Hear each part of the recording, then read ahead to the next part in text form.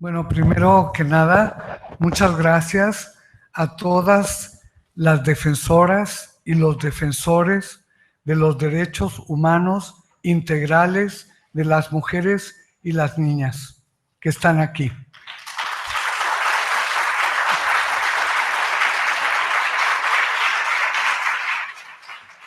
Esa es nuestra causa, la causa de construir los derechos humanos plenos de mujeres y niñas, todos ellos, los económicos, los sociales, los culturales, los sexuales y reproductivos, los políticos y desde luego todos aquellos derechos específicos que la Cumbre de Viena reconoció como los derechos humanos de las mujeres en 1993. El primer derecho que reconoció esa cumbre fue el derecho a la vida, pero muy pronto, en la misma sesión, lo amplió a un derecho, al derecho a la vida libre de violencia. Y ese es el derecho que desde entonces, fíjense, hace apenas unas décadas, tratamos de construir en todo el mundo, el derecho a una vida libre de violencia.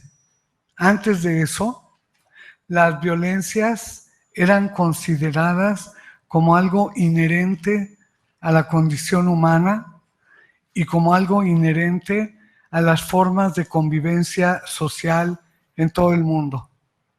Pero a partir de el fin de la guerra terrible europea llamada Guerra Mundial, la Guerra Mundial, el conjunto de fuerzas organizadas, de intelectuales, de pensadoras, entre ellas, por ejemplo, Simone de Beauvoir, Gisèle Halimi, que fue la que redactó por primera vez en Occidente el derecho al aborto de las mujeres y lo ganó.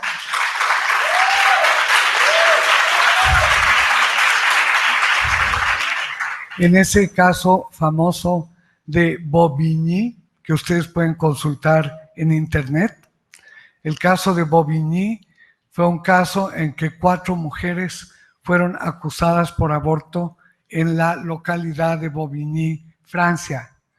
Y fueron acusadas la mujer jovencita que abortó, la enfermera que ayudó, la médica que lo hizo y la madre de la abortante.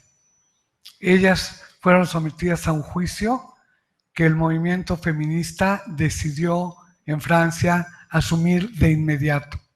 Y de inmediato la jovencísima abogada argelina Gisèle Halimi preparó la defensa de estas 4 mujeres. Y luego, ya no les voy a contar todo el caso, léanlo, pero luego de eso firmaron un manifiesto de Bobigny, mujeres famosas francesas. Entre ellas, por ejemplo, la actriz Simone Signoret, la gran filósofa y feminista Simone de Beauvoir y muchas otras actrices de teatro, pintoras famosas.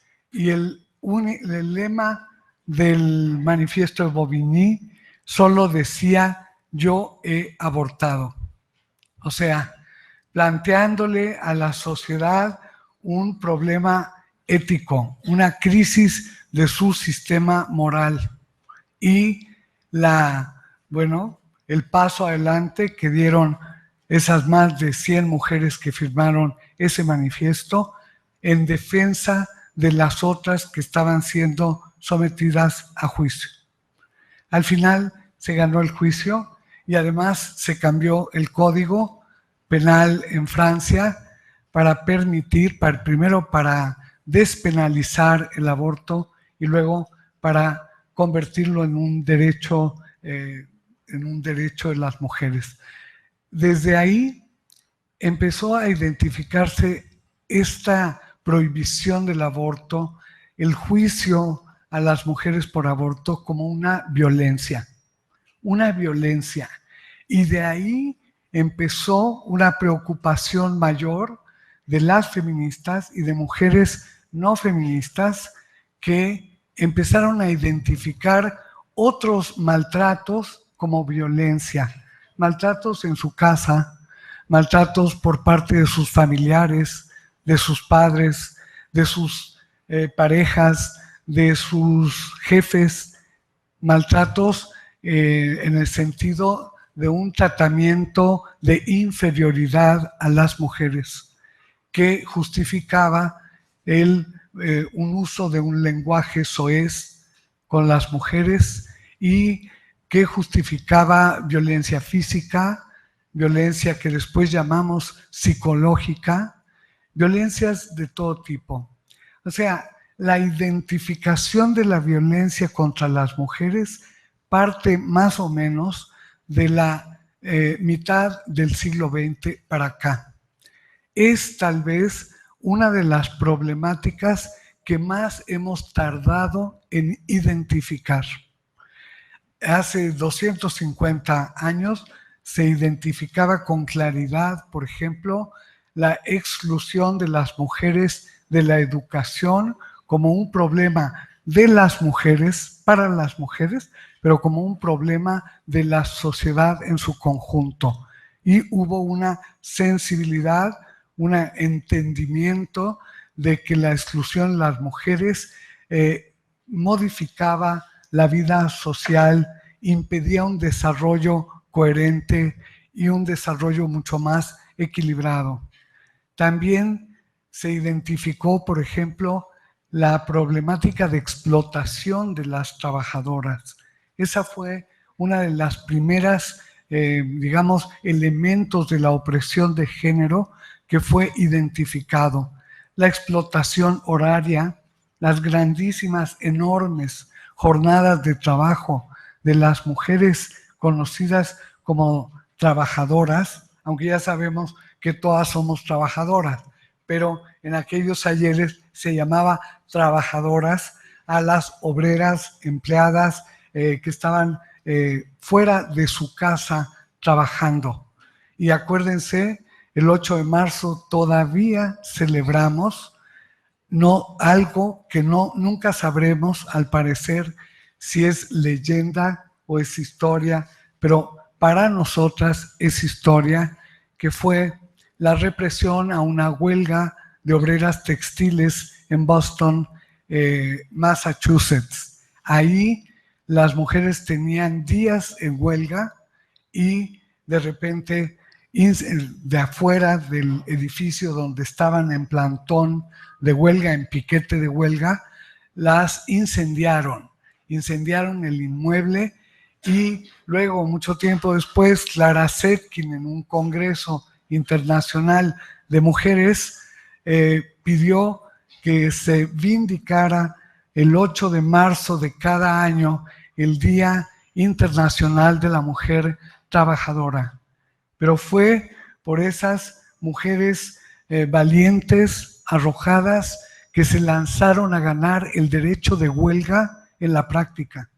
En la práctica. Ni siquiera los trabajadores hombres las apoyaban. Pero ellas, con una gran fortaleza de conciencia moderna, de trabajadoras, una conciencia enorme de clase, defendieron su derecho a la huelga y a manifestarse pacíficamente, como es una huelga, simplemente dejando de trabajar.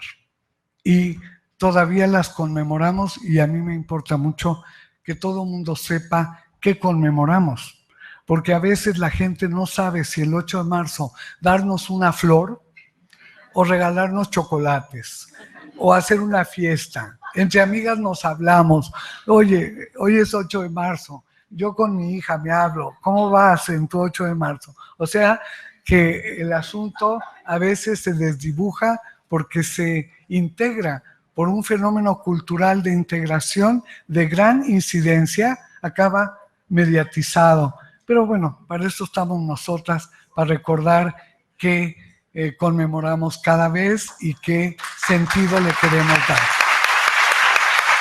Bueno, no voy a hacer el recorrido por todas las fechas que tenemos. Estamos conmemorando el Día de la Mujer Rural y hace una semana el Día de la Niña, y quiero decir que, bueno, ambos días son importantísimos, fueron asumidos, desde luego impulsados por la ONU, que es un gran espacio para la causa de las mujeres, y fueron asumidos con dos sentidos. Uno, solo me quiero referir al Día de la Mujer Rural, que estuvimos ayer con mujeres rurales en un evento muy importante de representación, de formación política, de integración en una causa de las mujeres rurales que no tenían una causa y que de pronto tienen una causa, tienen un día, tienen una agenda y tienen una política que impulsar para mejorar sus condiciones de vida. Ese es otro día, el Día de la Mujer Rural. Y otro día es el Día de la Niña, y con eso quisiera redondear esta parte de mi exposición. El Día de la Niña viene de una historia ya un poco larga, de 2 décadas. Hubo una reflexión en la Conferencia Mundial de Pekín, y la reflexión fue en las conclusiones, en la plataforma de acción, que alguien llevó el tema de que las mujeres éramos todas, pero que nadie le ponía cara de niña a las mujeres. Cuando hablábamos de mujeres, pensábamos siempre en mujeres adultas. Incluso cuando hacíamos plataformas de acción, eran pensando en mujeres adultas. Cuando hacíamos cualquier tipo de programa, proyecto, iniciativa, eran mujeres adultas. Y entonces las adultas reunidas en Pekín asumieron un compromiso de siempre nombrar a las niñas, siempre. Son las más invisibles, además las más ausentes. Ellas no están aquí porque estamos aquí para reivindicar y poner en ejercicio sus derechos humanos. Nosotras, las personas adultas, somos responsables de que las niñas gocen de derechos humanos, incluyendo sus derechos sexuales y reproductivos, que son fundamentales, tan importantes como el derecho al pan, a la alimentación, al nombre, a la identidad, como el derecho a una vida libre de violencia. Entonces, como adulta, pues también traigo aquí con ustedes ese compromiso de la cumbre de la conferencia de Pekín, que se llama escuetamente el inciso de la plataforma, se dice la niña. A partir de ahí se han hecho un conjunto de iniciativas, programas para la alimentación de las niñas, programas para sacar de la desnutrición a tantas decenas de miles de niñas en un país, programas como Educando a la Niña, que ha sido un programa muy importante de la ONU y la UNESCO para lograr en ambientes de exclusión y marginación de género a las niñas, lograr que éstas estudien. Y hoy tenemos una formidable constructora de derechos humanos de las niñas, que es una niña y que se llama Malala. Y Malala nos ha recordado con su fortaleza también que las niñas tienen el derecho a la educación, y a una educación de calidad, y a una seguridad vital, y a una protección de sus derechos por parte de los estados. Todo eso nos recuerda Malala. No escuché. Disculpen. No entiendo. Con su madre. Ah, bueno, discúlpenme, no lo conozco, pero al nombrar a Malala, estoy nombrando a todas, a todas.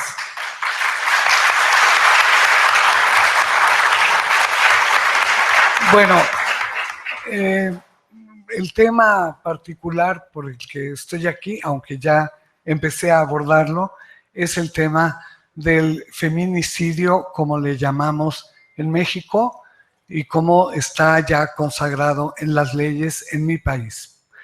Y quiero decir, bueno, yo me siento muy responsable porque a mí fue a la que se me ocurrió llamarle feminicidio hace muchos años, cuando el movimiento feminista en México fue cimbrado por los crímenes contra mujeres y niñas en una ciudad del norte de mi país que se llama Ciudad Juárez y que es una ciudad fronteriza con Estados Unidos. Del lado de México se llama Ciudad Juárez, es Ciudad Juárez.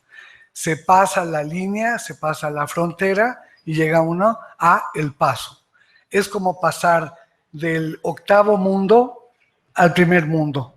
Así es, desde la urbanización, el alumbrado, el lujo, todo es de calidad allí, ¿no? Los coches, último modelo, es impresionante. Y en cambio, Ciudad Juárez es una ciudad fronteriza que ha tenido un crecimiento totalmente inarmónico, desequilibrado, injusto, muy injusto y muy irracional.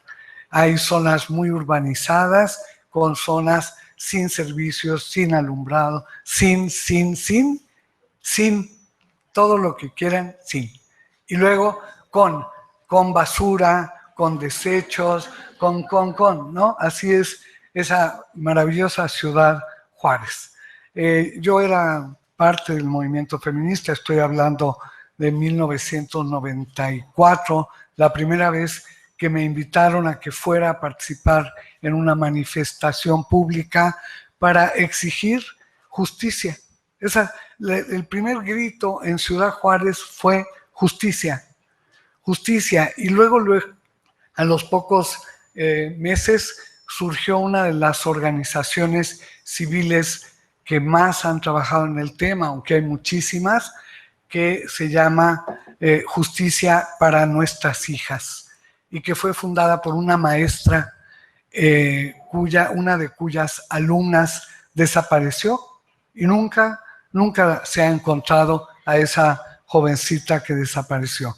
Pero permitió que en esa escuela una maestra súper consciente organizara padres de familia, creara comités, y eso fue sucediendo en Juárez en muchos lugares. Y eso es lo excepcional de Ciudad Juárez. Ciudad Juárez se conoció sobre todo por la fuerza y la defensa civil que han hecho organizaciones de los derechos, de la justicia, del fin a la impunidad y todo lo que ha sido digamos, la plataforma de acción de Ciudad Juárez. Entonces fui a esa manifestación, fui a varias más, pues yo como una más del movimiento. Pero ya en el movimiento había una reivindicación que se gritaba en las calles y que era que queríamos se quería que hubiera castigo a los culpables. Y bueno, las autoridades ya se imaginarán cómo actuaron, ¿no? Con absoluta negligencia, con absoluta dilación, con absoluto maltrato a los familiares, con una revictimización en torno a su problema familiar, que era la desaparición de una hija o la aparición de una hija tirada en la calle, mutilada, destrozada. Y ese fue el esquema, el modelo que se fue construyendo como representación de lo que pasaba en Juárez. bueno, no les voy a contar toda la historia porque es en parte mi vida y en parte la vida de Juárez y de mi país y de América Latina toda en este momento. Pero una diputada me pidió que yo les fuera a explicar en Ciudad Juárez, así me dijo, ¿por qué los hombres matan a las mujeres? Casi como título de novela de Stieg Larsson, el sueco, ¿no? Y yo me quedé un poco sorprendida. Dije, pues sí soy antropóloga, pero... Y bueno, en la antropología efectivamente hay un debate sobre si la violencia es parte de la condición humana, si no es parte, si se construye históricamente, qué es la violencia, dónde colocarla. Hay debates científicos, hay debates históricos, científicos, digamos, desde la arqueología hasta nuestros días. En el sitio maravilloso de Atapuerca, en España, que es un sitio de población neandertal, hay un proyecto destinado a ver si había violencia entre los neandertales y las neandertalas. No lo sabemos todavía, pero es una pregunta en la antropología.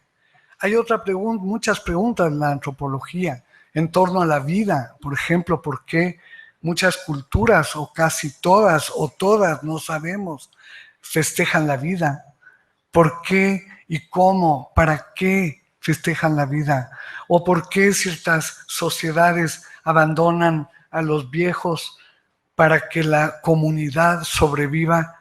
Porque esa comunidad no podría sobrevivir si carga con una persona que ya no es hábil, que está discapacitada, y podría significar la muerte de todos, un enfermo.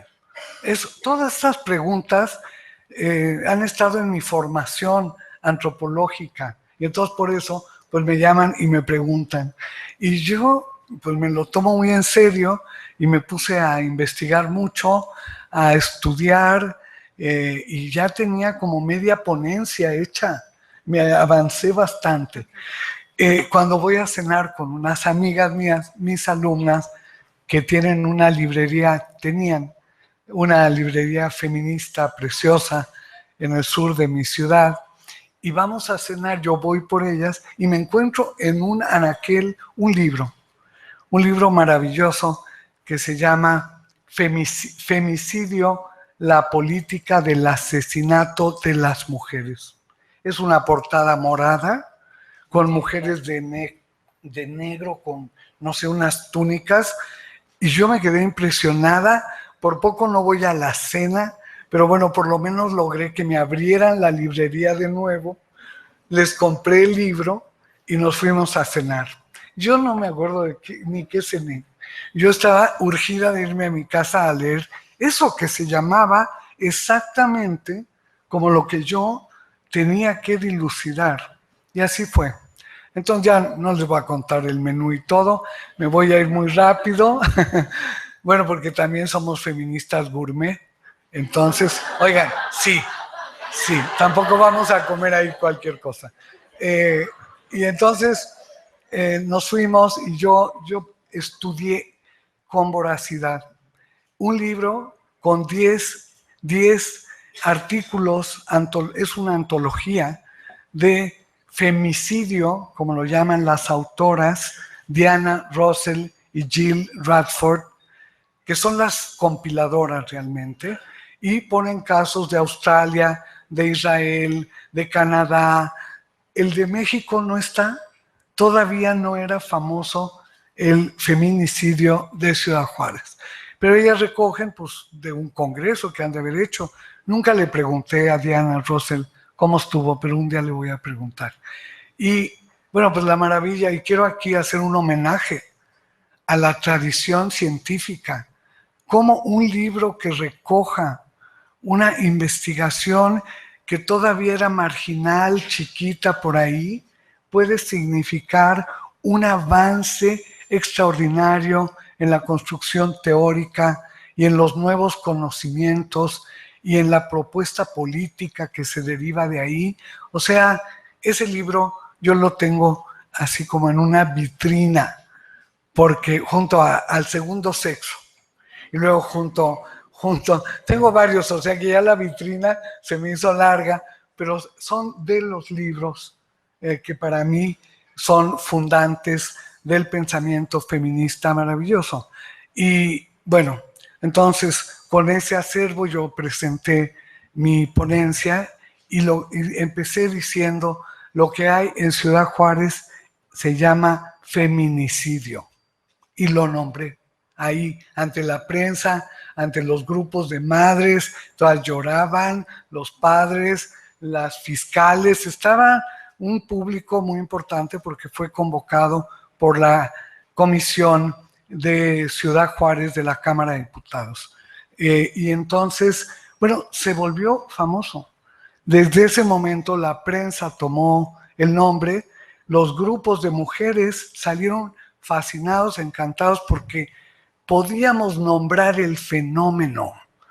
Y cuando algo no tiene nombre, como nos han dicho desde el micrófono, es invisible, aunque sea visible, aunque esté ahí, pero no tiene nombre y no es visto, no es interpretado de acuerdo con un canon específico.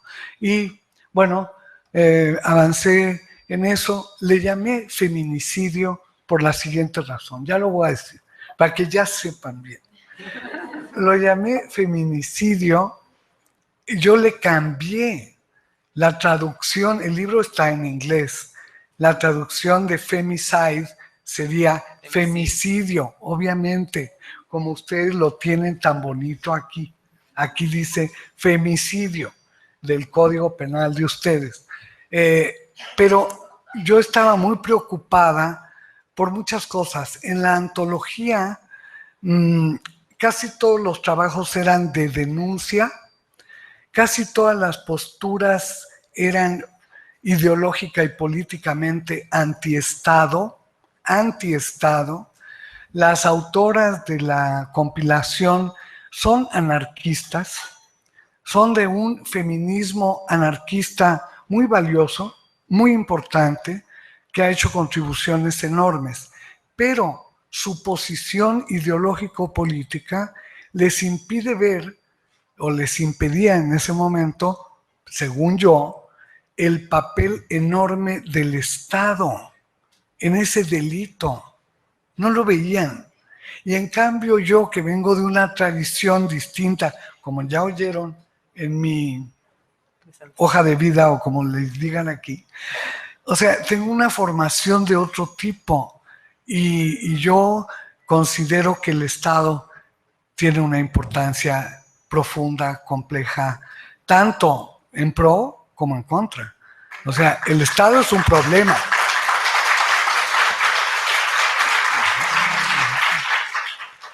El Estado es un problema y yo no podía hacer una definición sin incluir al problema que yo estaba viendo, que tenía años de ver cuando iba como una más al estado de Chihuahua a manifestarme, a dar conferencias, etc. El Estado era parte del problema. Entonces yo hice una definición tomando lo que ellas decían que era el femicide, y le añadí otra cosa. Femicidio, dice Diana Russell, femicidio es el crimen más violento que se pueda hacer contra una mujer, que es quitarle la vida violentamente. Es una definición de Diana Russell. Otra, en otro capítulo del libro, dice: los femicidios son crímenes misóginos contra mujeres. Misóginos. En otra, traduce la misoginia latina por el odio. ¿Qué es el femicidio? Es un crimen de odio contra mujeres. Y otra es el crimen cometido de tal y cual por el solo hecho contra una mujer, por el solo hecho de ser mujer. Que esa definición es la que más ha pasado en todos los códigos penales que hemos estado, bueno, que han estado en cada país reformando. Y sí, pero yo dije, ¿y dónde queda? O sea, aquí nada más hay un actor que es el que mata y una víctima que es la asesinada. Pero, ¿y qué pasa con todo lo que yo estoy viendo? O sea, yo estoy viendo que hay una sociedad violenta contra las mujeres. ¿No tendrá algo que ver en estos crímenes que haya una sociedad violenta contra las mujeres? Entonces puse palomita. Bueno, no les voy a contar cómo construyo una epistemología para enfrentar el problema. Y entonces definí que sí, que son crímenes de odio contra mujeres. Son crímenes misóginos, claro que sí. Y se dan en sociedades donde hay una enorme tolerancia social a la violencia contra las mujeres y las niñas. Primera cosa, la sociedad. La sociedad es culpable también. ¿Es culpable el victimario? Sí, pero la sociedad, que es su nicho de vida, donde es incentivado a violentar, a maltratar, a despreciar a las mujeres, es culpable. Y es culpable el Estado, porque lo puse en la definición, porque se da en sociedades donde la sociedad es tolerante y el Estado es tolerante a la violencia contra las mujeres y las niñas. 3 órdenes de culpabilidad. La persona que quita la vida violentamente, y luego la sociedad que lo incuba y el Estado que reproduce ese orden patriarcal. Colorín colorado, ese fue mi camino.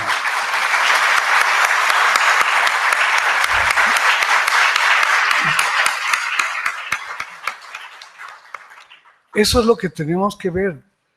Hagamos la definición con la redacción que queramos, pero tenemos que ubicar el problema, definir las causas y proceder entonces a enfrentarlas.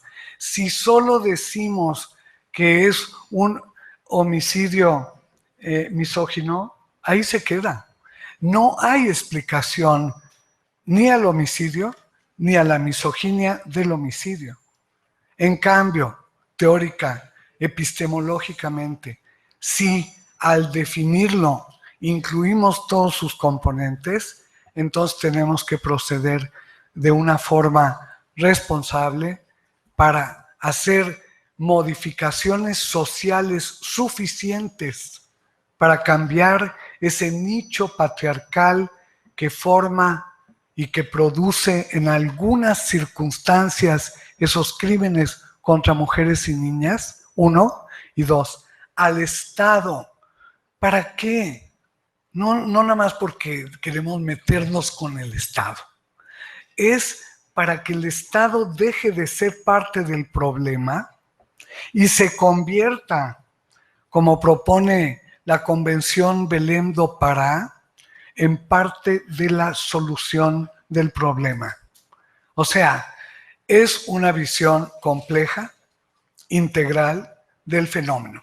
Y eso ya lo estaba yo escribiendo como a las 4 de la mañana, y entonces dije, esto no puede llamarse femicidio, porque la gente va a entender que es homicidio en femenino. Y no queremos eso. Queremos que se entienda que es un tipo de homicidio que tiene causas específicas en la organización social de género que es patriarcal y que tiene causas específicas en esos estados o en el estado, si lo digo en singular, que no se ha reformado de acuerdo con la modernidad. O sea, ese estado no ha cumplido con la democracia. Y cuando no hay democracia, hay feminicidio. No ha cumplido con esa parte de la democracia moderna que es la igualdad entre las personas y la igualdad entre ciudadanas y ciudadanos. Eso no está. Y otra parte que el Estado no cumple y que ha prometido en la modernidad: un desarrollo y un progreso incluyente. Es una promesa de la utopía moderna. Esos dos ejes de la utopía moderna se quiebran y no se cumplen. Y en el colmo de las condiciones sociales, donde hay mayor fragilidad, donde hay riesgo, se produce el feminicidio. Todo eso para mí era una hipótesis que me lancé a cumplir. Y ya cuando fui diputada, ya me estoy pasando, es que vi nervio. Cuando fui diputada, no les puedo contar qué buena onda que fui diputada. Súper buena onda. Sí. Yo soy una ciudadana de a pie, de izquierda, o sea, soy todo eso. Y tener el derecho de ir al Parlamento de su país y desde ahí proponer con ese micrófono que se tiene en la mano, con ese pequeño poder que es ser representante, estar ahí en el espacio de la soberanía, pues yo me lo creí, ¿eh?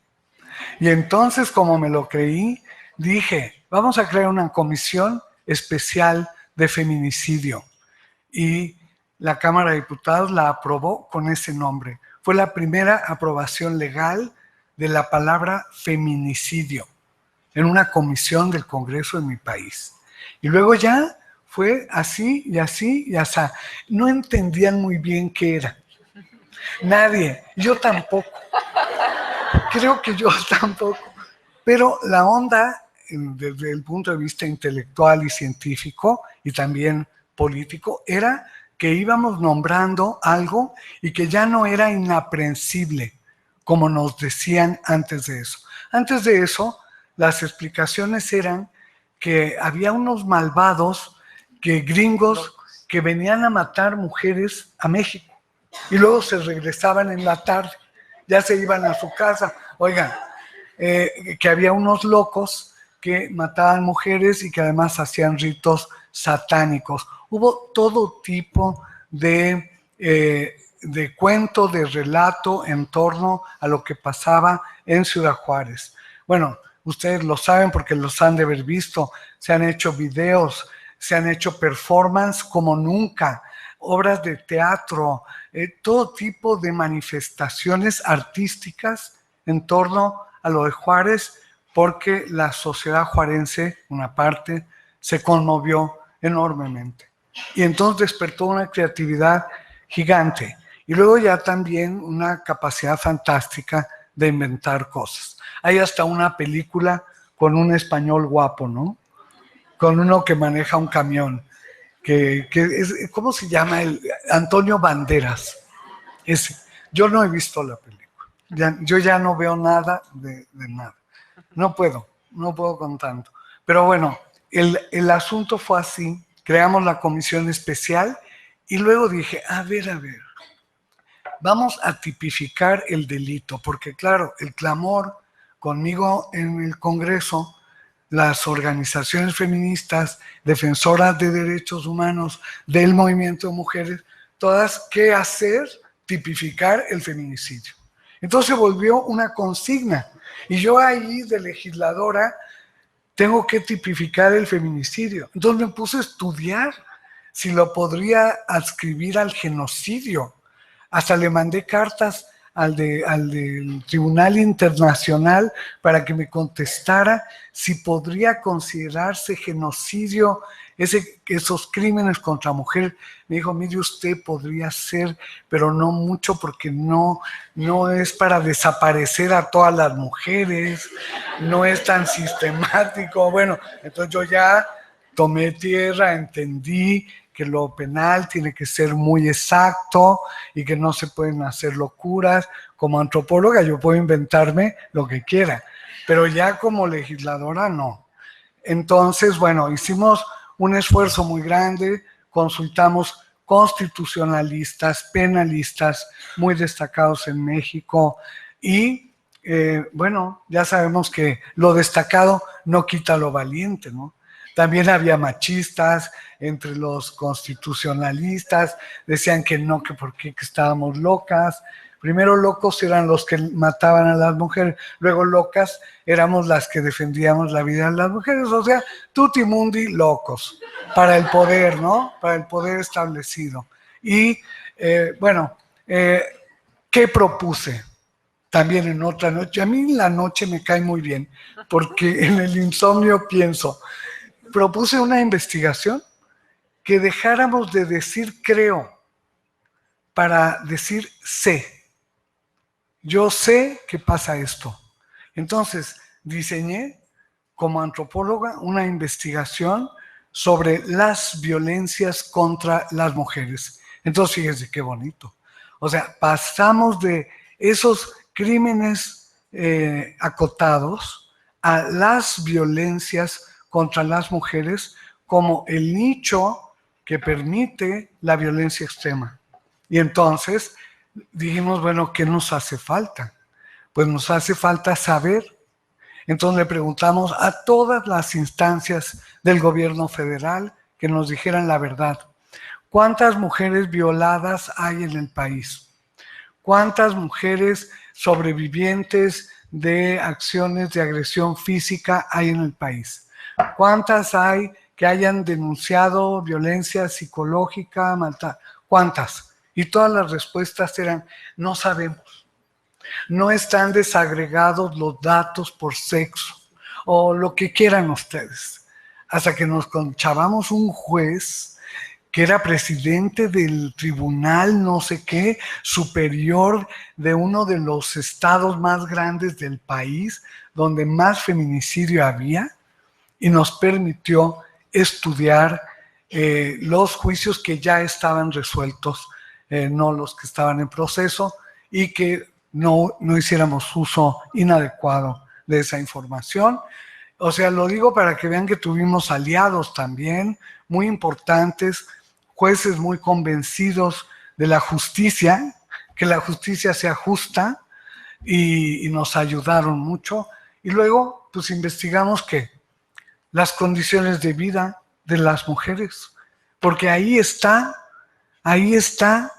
su debilitamiento social, personal, su fragilidad en cierto momento para ciertas mujeres, en su condición de género, pero luego también de edad y luego también de clase social. Y sigo añadiendo, de etnia. En mi país hay 15 millones de personas que forman parte de los pueblos originarios. O sea, ¿qué pasa allí? ¿Hay más violencia? ¿Hay menos violencia? ¿Qué tipo de violencias hay? La gente repite cosas sin saber. Por ejemplo, dicen, es que los pueblos indígenas hacen justicia por su propia mano y son muy injustos. Y ya, y todo el mundo repite eso y no se hace un verdadero diálogo interlegal para ver qué onda con la legalidad, usos y costumbres y todo eso, ¿no? Bueno, todo entraba en la investigación, como ven, todo. El Producto Interno Bruto, todo usamos el esquema que a mí me gusta mucho de análisis del índice de desarrollo humano con perspectiva de género, que es este paradigma del desarrollo sustentable, pero que tiene una forma de hacer un diagnóstico social con indicadores comparables en todo el mundo. Y eso hicimos. Nos dieron dinero. Lo gané en la tribuna. Me subí a la tribuna y les dije, esta Cámara tiene que aprobar un presupuesto de tantos millones para dejar de decir mentiras en torno a la violencia contra las mujeres. Y necesitamos con urgencia ese presupuesto para hacer un equipo de investigación en todo el país. Hicimos un equipo de 60 expertas en violencia de género, 60 responsables de proyectos locales que fueron a hacer investigación local y al mismo tiempo investigación documental, y luego, bueno, con un mismo método pudimos comparar y descubrimos una cosa, rápido se las digo. Descubrimos que Ciudad Juárez, así como era un gravísimo problema y un dolor enorme, solo ocupaba el 6º lugar en tasa de crímenes violentos contra mujeres, homicidios. El 6º lugar. Había 6 con tasas más altas y el país no lo sabía. Llevábamos años diciendo lo de Juárez es terrible, lo de Juárez, pero yo ya me había supuesto que en un país tan patriarcal y tan desigual era imposible que solo en un lugar hubiese feminicidio. Yo me la jugué haciendo la hipótesis, hicimos comparación en ciudades de frontera, ciudades del centro del país, ciudades pobres, ciudades en auge, ciudades con alto índice de desarrollo humano, con bajísimo índice, ciudades con alta criminalidad, en fin, un conjunto de indicadores de investigación.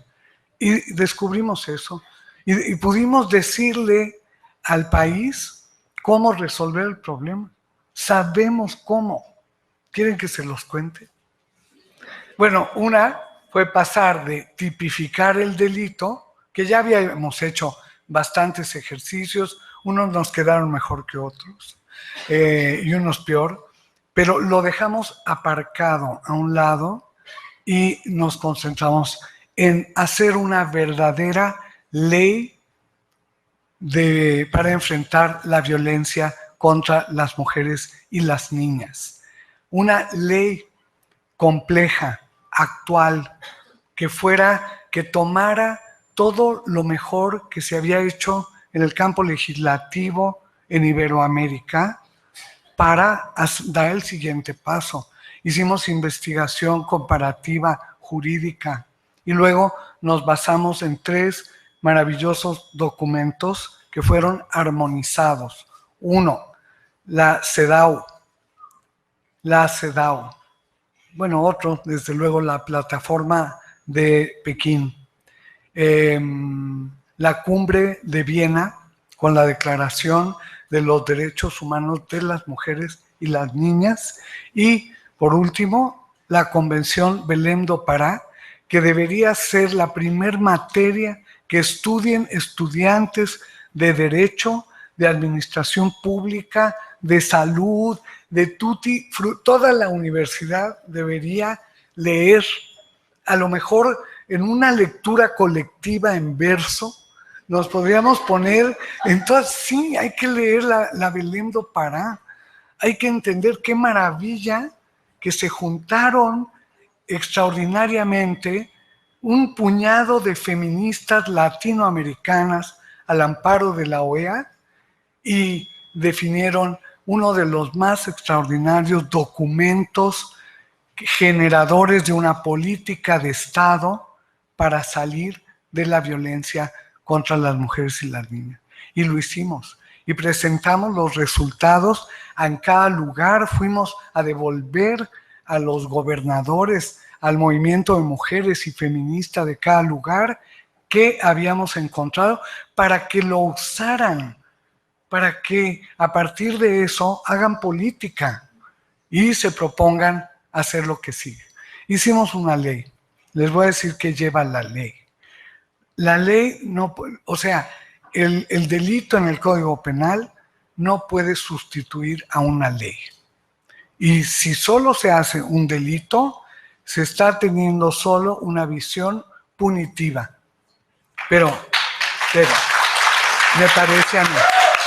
Ahora, es importantísimo que en este sistema, quien ha cometido un delito y un delito terrible contra mujeres y niñas, sea presentado ante los tribunales, pague su culpa, haga lo que tiene que hacer.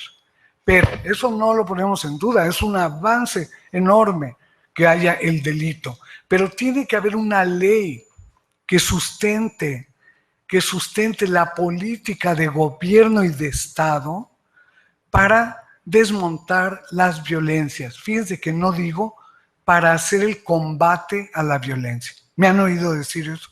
Yo no digo así. Yo no digo el combate a la violencia. Yo no digo que estamos en contra de la violencia y vamos a hacer unas cosas horribles. Lo que digo es que vamos a construir el derecho humano de las mujeres a una vida libre de violencia. Lo enuncio en positivo, no en contra, porque está basado en una cultura de paz. Desmontar la violencia contra las mujeres implica crear condiciones de igualdad, implica crear condiciones de justicia, implica crear todo ese piso maravilloso de derechos humanos, pero que esté vigente. Y que la sociedad, como parte del problema, acompañe este proceso, sea parte de este proceso, que hay que cambiar en la sociedad para garantizar los derechos humanos de las mujeres y las niñas. Eso se lo debe preguntar la sociedad en sus organizaciones. ¿Qué tiene que hacer el empresariado? ¿Qué tienen que hacer los sindicatos? ¿Qué tienen que hacer las cooperativas, las organizaciones civiles, las redes? Cada actor tiene algo que hacer para construir una vida libre de violencia. O sea, no esperemos como sociedad civil que el gobierno haga. Eso no es parte de una visión feminista. Nosotras tenemos que hacer y tenemos que empujar para que otros hagan. Y la gente que gobierna, si es demócrata, tiene que mostrar su calidad demócrata y asumir políticas de gobierno y de Estado a favor de los derechos humanos de las mujeres y las niñas. Y tiene que reformarse. La ley que hicimos, que está basada en Belém do Pará, es una ley de reforma del Estado, absolutamente reformista, porque es el Estado parte, es un actor parte de la solución de este gravísimo problema. Pero el Estado está hecho para antes, no está hecho para, por ejemplo, llevar adelante una ley de este tipo. En México nos pasó que al mismo tiempo logramos la aprobación de la ley por unanimidad. Al principio nos objetaron todo, que era una ley solo para mujeres, que eso introducía desigualdad, pobres hombres, porque entonces nosotras también les pegamos a los hombres, o sea, unas cosas horribles que ustedes conocen mejor que yo, pero salimos avante, demostramos, llevamos cifras, investigamos, o sea, tenemos que hacer algo de mucha calidad para que esto funcione. Y luego de cómo se reforma, por ejemplo, los institutos de las mujeres, que en México hay, no sé aquí, allá, el Instituto Nacional de las Mujeres, pues le toca por ley ser la Secretaría Técnica de la aplicación de las leyes a favor de los derechos de las mujeres. ¿Tiene capacidad para hacerlo? Pues a lo mejor no. Resulta que la directora o presidenta del instituto en aquellos ayeres tiene un escritorio chiquito, 2 secretarias, una persona que no es experta en género, su amiga que se vino a trabajar con ella, o sea, como pasa en toda América Latina, muchas veces gente inexperta que no sabe y que va a aprender. Yo estoy segura que todo el mundo puede aprender, pero perdemos tiempo y perdemos eficacia simbólica. La gente se cansa y dice no sirve para nada, cuando sí sirve, pero hay que ayudar a que sirva. La gente tiene que formarse. Por ejemplo, en esa ley quitamos la idea de capacitación. En todas las otras leyes todo es capacitación. Y nosotros dijimos, ya basta. Sensibilización y capacitación. Entonces, todo el mundo toma 15 talleres en que se sensibiliza en género. Lo digo burlándome de mí. Hemos dado no sé cuántos talleres de sensibilización aquí. Yo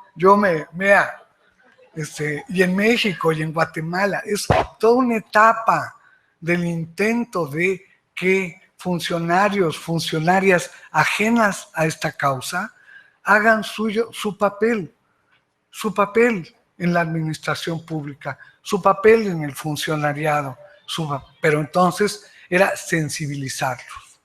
Luego era capacitarlos, o sea, ya basta. Ya estás bastante sensibilizadita, ahora te capacitas. Entonces, 8 horas de taller de capacitación en lenguaje incluyente. Y ya, eso ya era el gran avance, ¿no? En lenguaje incluyente. Y sigue siendo. La mitad de la gente sigue hablando en masculino, sigue denostando a las mujeres al eliminarlas simbólicamente en el lenguaje. Y bueno, entonces quitamos eso y pusimos en todo formación. Toda la gente, ojalá aspiramos, que tiene que aplicar fundamentalmente esa ley, tiene que tener formación.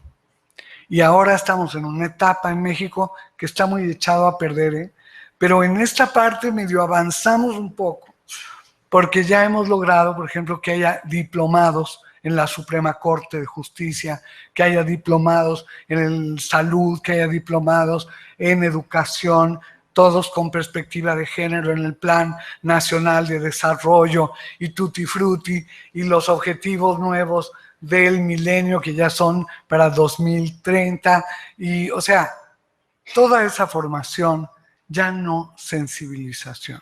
O sea, no nos interesa que sean muy sensibles al género, sino que sepan aplicar un protocolo, que sepan construir un modelo de atención, sepan cómo desarrollar un camino judicial para que las mujeres accedan a la justicia de manera directa. O sea, ya estamos allí. La ley se aprobó el último día de la legislatura. Quiero decirles que para mí ha sido una experiencia formidable. Como ciudadana de a pie, poder legislar y hacer una ley que es profundamente feminista en un estado que es profundamente patriarcal. O sea, es una cosa exótica y luego nos dicen, pero siguen matando mujeres. Pues claro, siguen matando mujeres porque hay una resistencia enorme a la aplicación de las leyes, hay una obstaculización a la aplicación de las leyes y luego hay otra problemática nacional ligada a la violencia, a otras violencias, que todo eso ahora se articula y nos hace mucho más difícil el camino. Yo ahora me doy cuenta que cuando destapamos las violencias que estaban en Juárez y en todo el país, violencias de género contra mujeres y niñas, estábamos como poniendo el dedo en la llaga de lo que después ha explotado en México en otras violencias brutales, tanto del Estado contra la delincuencia que ha repercutido en la sociedad, como de grupos de la sociedad que se han armado para defenderse de los violentos y acaban siendo unos violentos. O sea, porque toman la justicia en sus manos, la defensa, la creación de seguridad, y eso no puede ser. Esa seguridad tiene que estar garantizada por el Estado. Entonces, en México, para que se cumpla la ley general de acceso de las mujeres a una vida libre de violencia, ya se aprendieron el nombre, es bien bonito. Ley General de Acceso de las Mujeres a una vida libre de violencia. La palabra acceso es clave. Se la tomamos a Amartya Sen, el gran teórico del desarrollo sustentable humano con perspectiva ya ahora de género, ¿no?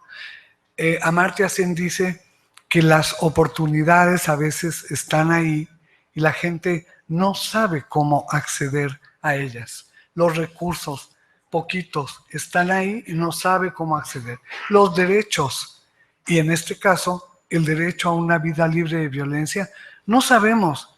Si nos preguntan saliendo de aquí, ¿cómo se le hace? No sabemos. No tenemos la menor idea de qué derechos tenemos y cómo acceder a su cumplimiento en nuestras vidas.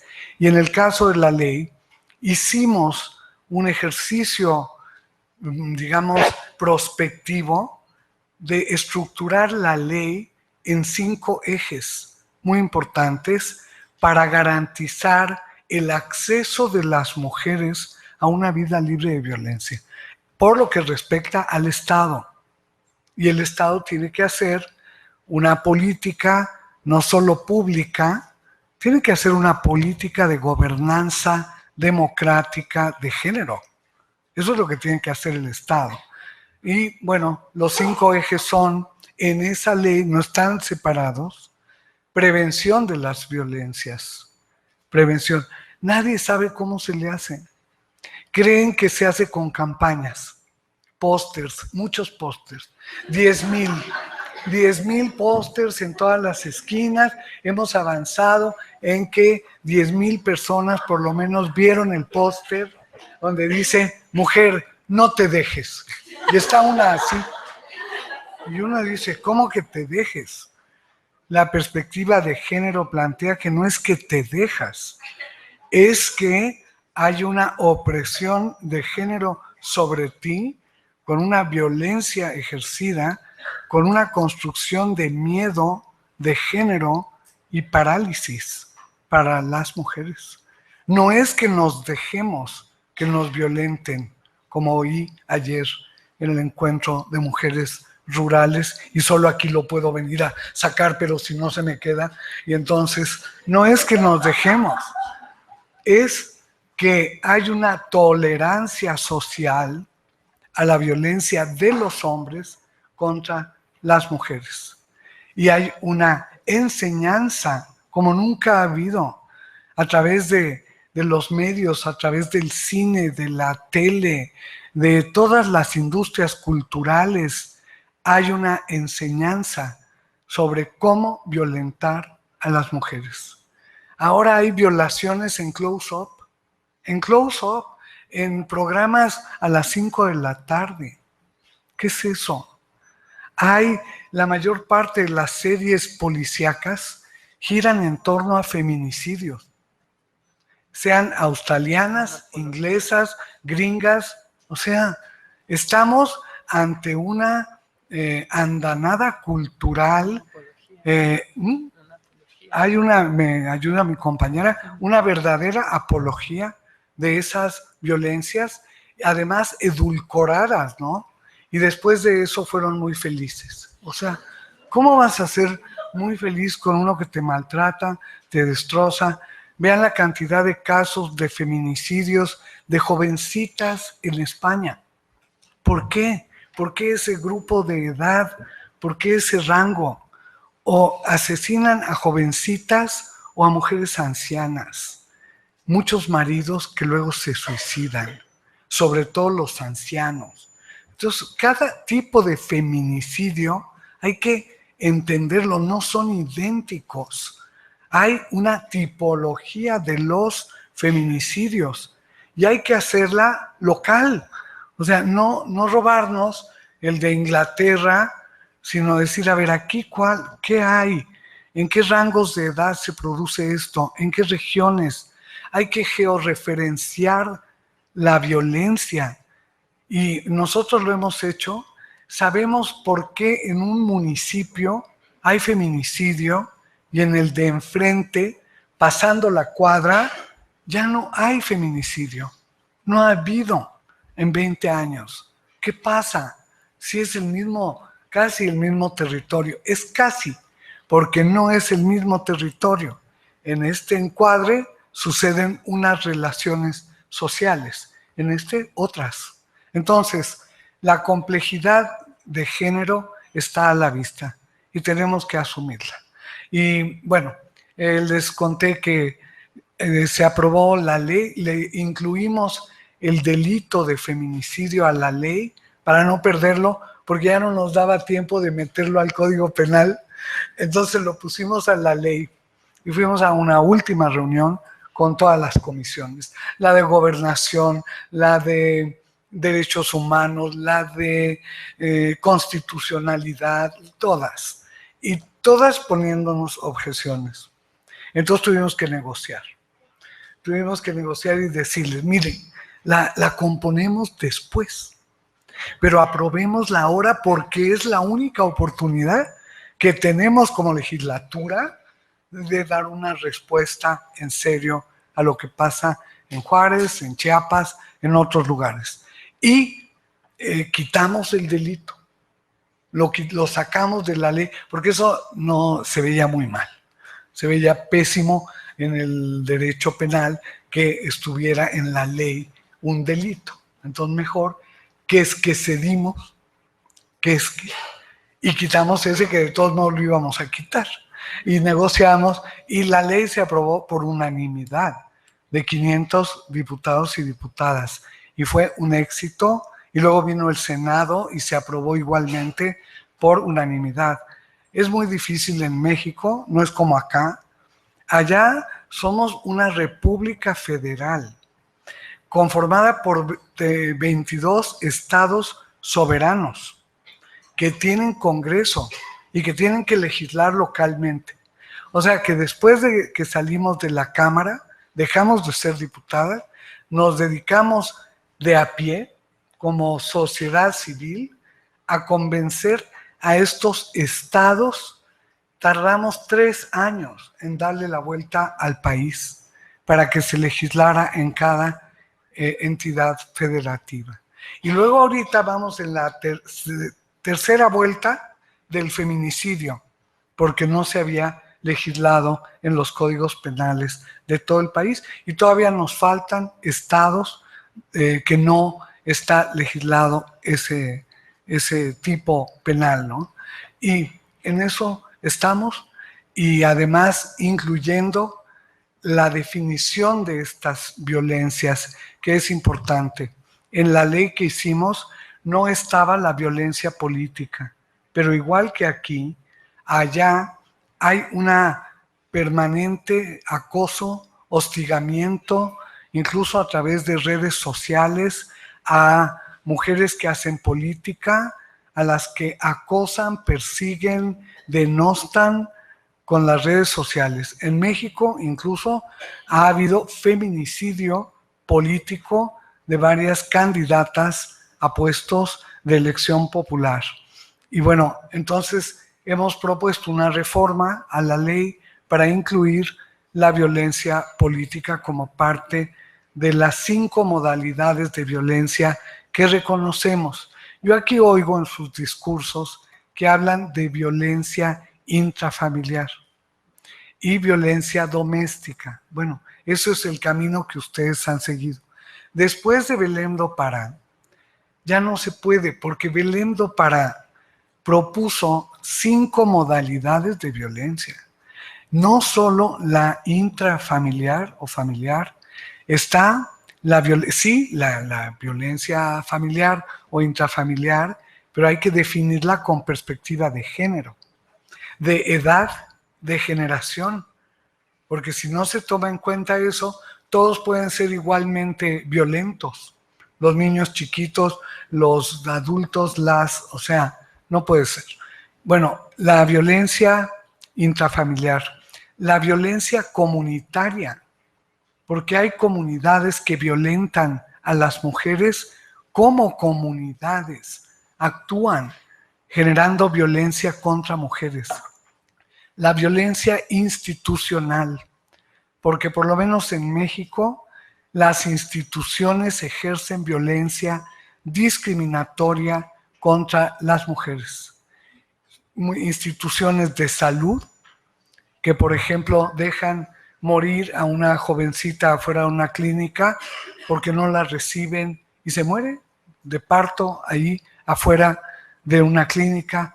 Tenemos una alta tasa de mortalidad materna.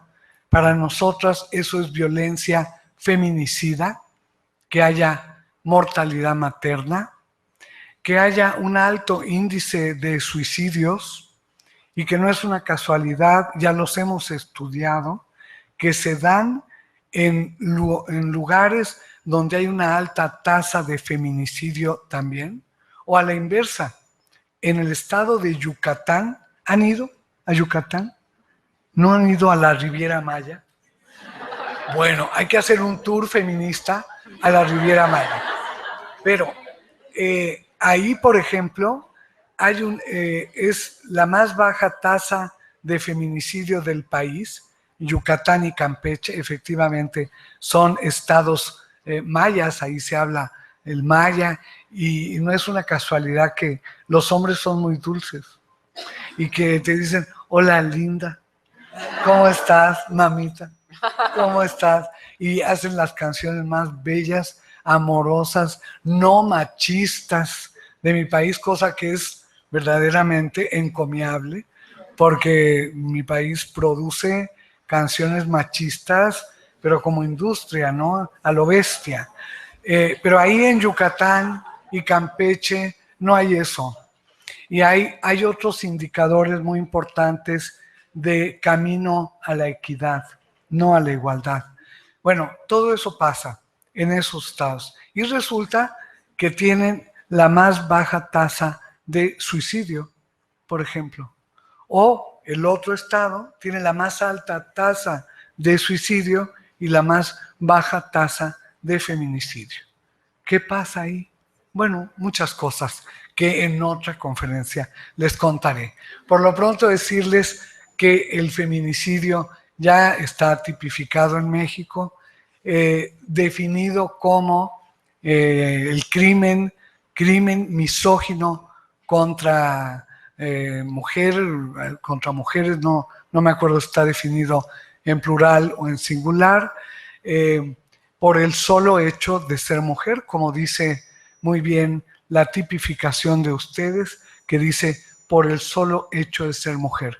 Si aplicamos esto exactamente, pero no se lo digan a nadie allá afuera, si aplicamos eso, todos los crímenes contra mujeres son feminicidio, porque siempre traemos puesta la condición de género. O sea, no nos la quitamos para que nos violenten. No es neutra.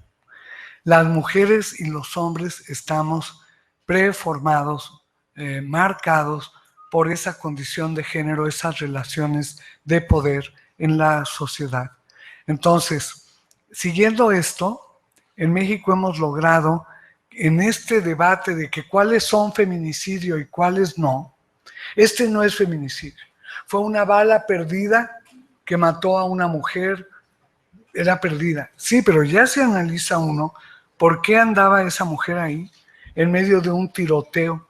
Resulta que iba a llevarle un poco de mota, digo, para alegrarse a alguno de los capos que estaba allí. O sea, resulta que estaba, pero sí estaba, pero no estaba.